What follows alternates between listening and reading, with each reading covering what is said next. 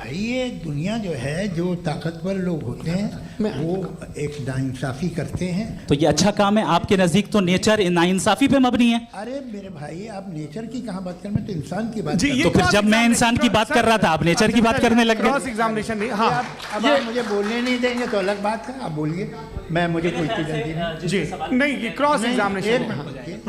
मुझे बोल तो लेने दीजिए। जी बोलिए। क्या बात ये है कि ह्यूमन सोसाइटी तभी साथ में रह सकती है जब वो मोहब्बत से, एकता से, एक दूसरे के एहतराम करके रहे। इसके अलावा पॉसिबल नहीं, अकेले तो इंसान रह ही नहीं सकता। वहाँ पर कुछ लोग हैं जो फाउल करते हैं। वो फाउल हमेशा से तारीख में होता आया है। आज ये हो रहा है, जो हो रहा है बहुत बुरा हो रहा है, बहुत जालिमाना है, बहुत जाबराना है। उसको आप कहें कि ये बच्चों को कॉम्पनसेशन मिल जाएगा या इसकी इंजेक्शन है, इंजेक्शन तो हेल्थ के लिए दिया जाता है। आप ये कह रहे हैं कि ये बच्चों की जो धज्जियां उड़ रही हैं ये इंजेक्शन है, ये टेस्ट है, ये टेस्ट है और उस टेस्ट में उनको ऐसा रिकॉम्पेंस मिलेगा जो आपके तस्वुर के बाहर है। ये आप 3 बरस के बच्चे को बारूद से उड़ा के टेस्ट ले रहे हैं। वाह, वो नहीं ले रहा है, खुदा नहीं उड़ा रहा है, इजराइल उड़ा रहा है। जी, ये तो उसको कंडेम अगला सवाल लेते हैं। अगला सवाल लेते हैं प्रोफेसर पुरुषोत्तम अग्रवाल। मुफ्ती साहब, एक निवेदन आपसे है कि कम से कम थोड़ा सा माइक क्लोज एक रिलीजियस और फिलोसफिकल कर मैं प्लीज। एक रिलीजियस और फिलोसफिकल ट्रेडिशन है जो ब्रह्मांड को यानी यूनिवर्स को ही अंतिम मानती है। सर्वम खलु इदम ब्रह्मम, this is Chandogya Upanishad and it completely rules out the existence और नेसेसिटी, आपके शब्दों में necessity of a creator. The creation itself is the creator. तो एक मिनट प्लीज। दूसरा जो सवाल आपने अभी, जो आप बार बार कह रहे हैं कि भगवान विद्वान भी है, वाइज, सब जानने वाला, तो अगर विजडम में दुनिया भर के पापों और अत्याचारों को बर्दाश्त करना शामिल है, तो फिर इसका मतलब ये हुआ कि अगर मैं फ्री विल से उसको अपोज करता हूं तो ईश्वर की विजडम और मेरी फ्री विल में कॉन्ट्राडिक्शन है। Because when I am opposing whatever is happening in Gaza, then I am opposing the God's will और गॉड्स विजडम। जवाब लेते हैं। क्योंकि तो गॉड की विजडम में, एक मिनट सर प्लीज सर, ये एक जुमला, गॉड की विजडम है कि गाजा में जो कुछ हो रहा है वो हो रहा है, मैं उसको अपोज कर रहा हूं, तो मैं गॉड की विजडम के खिलाफ जा रहा हूं। एक सवाल। दूसरा ये नहीं, आपने 2 ऑलरेडी। सर आप और सवाल कर लें, लेकिन मुझे 2 जवाब दे। पहले आपने ये कहा, सुनिए मेरी बात सुनिए। इजराइल के गॉड के मुताबिक तुम्हारा ठीक हो रहा है ना? नहीं हो रहा है, ठीक नहीं हो रहा है। मैं बता रहा हूँ क्या हो रहा है, आप तशरीफ रखिए, मैं बता रहा हूँ क्या हो रहा है। Let me complete please. एक सेकंड गाइस, एक सेकंड। ये देखिए, ऐसा है कि ये सब बड़ा आपस में विचार विमर्श के बाद ये तय हुआ था कि कुछ नियम बना लिए जाएं ताकि एक टाइम बाउंड बातचीत चले। और भाई साहब, आप बड़ा जरूरी काम कर रहे हैं लेकिन कैमरे के फ्रेम में आके उस काम को गड़बड़ कर दे रहे हैं। ठीक है गुरु, अब मेरे को कहीं का गुस्सा कहीं निकालना था, सॉरी। नहीं, कोई गुस्सा नहीं है जी। तो प्रोफेसर ने सवाल पूछे, आप उनके जवाब दें, और थोड़ा ये सब लोग थोड़ा ख्याल रखें भाई, सवाल संक्षिप्त रखें जी। आपने 2 सवाल किया। सबसे पहला ये कहा कि हमारे पास ये कॉन्सेप्ट है कि ये यूनिवर्स खुद नेसेसरी बीइंग है, creation itself is the creator. How irrational is this कि मैं एग्जिस्ट करूंगा बाद में, लेकिन अभी एग्जिस्ट कर भी रहा हूं, यानी एक ही टाइम में एग्जिस्ट भी कर रहे हैं, नहीं भी कर रहे हैं। This is not true. दूसरी चीज आपने कहा कि अगर इजराइल में, सॉरी माफ कीजिएगा, Israel doesn't exist, occupied Palestine में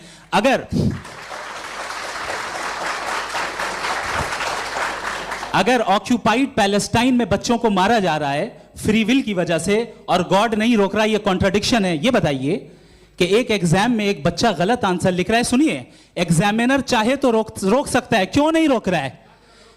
ये कॉन्ट्रडिक्शन है, ये कॉन्ट्रडिक्शन नहीं है। माइक नहीं सर, ये आपस में जी, ये क्या आपका सवाल? माइक दीजिए। फ्री विल दिया गया है टेस्ट के लिए, अकाउंटेबिलिटी के लिए। अगर फ्री विल नहीं होता तो आप कहते हैं हमें रोबोट बना दिया गया। नॉट मिसरिप्रेजेंट माय पोजीशन, आपकी जो भी पोजीशन, मैं अपनी फ्री विल के नाते, अपने ह्यूमन विजडम के नाते गाजा में हो रही अत्याचार का विरोध करता हूं। बिल्कुल करना चाहिए। के हिसाब से मैं गॉड की विजडम का विरोध कर रहा हूं? बिल्कुल नहीं, जो हो रहा है गॉड की, बिल्कुल भी नहीं, बिल्कुल भी नहीं।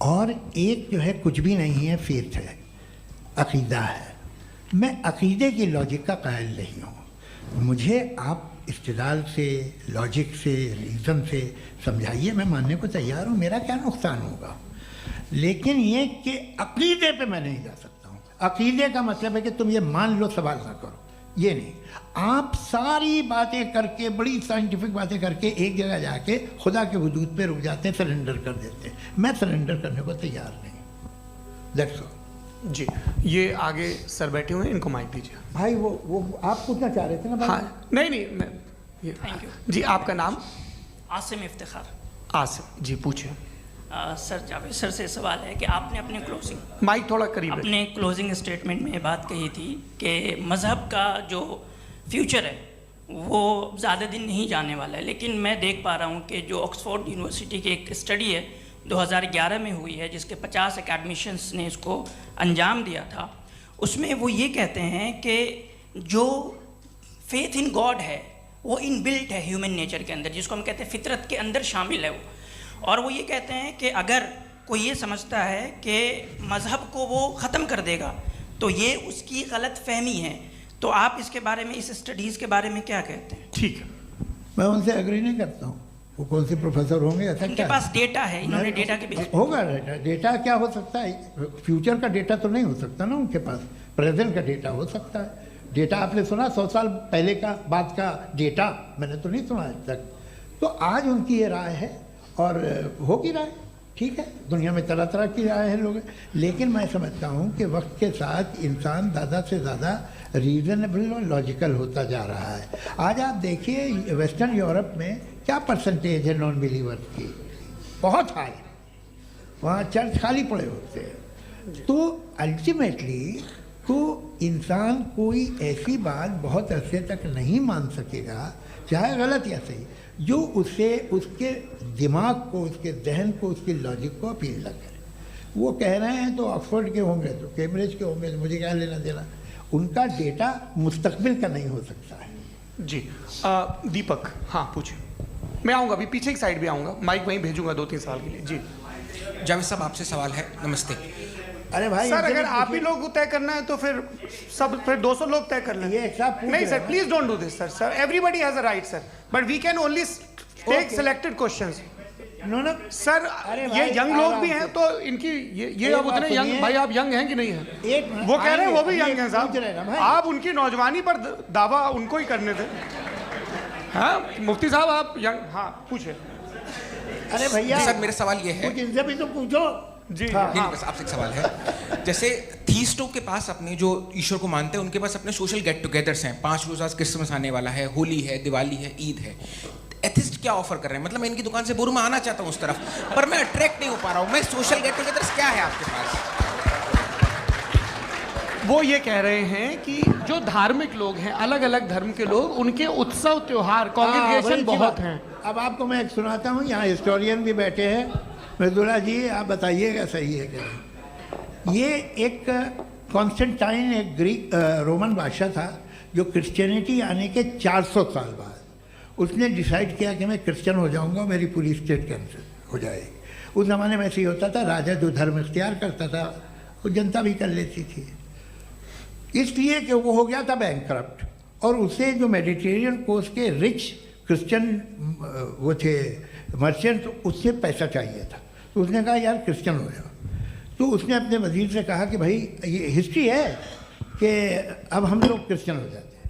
कहते सर हो जाएंगे, कोई प्रॉब्लम नहीं है, लेकिन एक प्रॉब्लम ये है कि 17 दिसंबर से 25 दिसंबर तक जो पेगन फेस्टिवल होता, जो पेगन्स थे वो लोग, जो फेस्टिवल होता है वो बंद हो जाएगा, इसलिए कि हम क्रिश्चियन हो गए तो होगा नहीं। तो वो बच्चों को बहुत बुरा लगेगा, पब्लिक को बहुत इन्जॉय करते हैं, ख़ासतौर से 25 तो मेन डे। उसने कहा हाँ ये तो सही कह रहे हो। ये जीसस क्राइस्ट की पैदाइश कब थी? कहते साहब वो अप्रैल में थी। नहीं, कट करो, वो 25 दिसंबर को है।